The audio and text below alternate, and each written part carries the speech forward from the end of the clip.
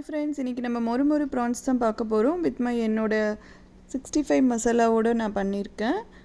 1/2 kg ப்ரான்ஸ்க்கு 1 teaspoon வீட்டில் பண்ண 65 masala and 1/2 teaspoon சீரகப்பொடி, கொஞ்சம் உப்பு சேர்த்துக்கிறேன்.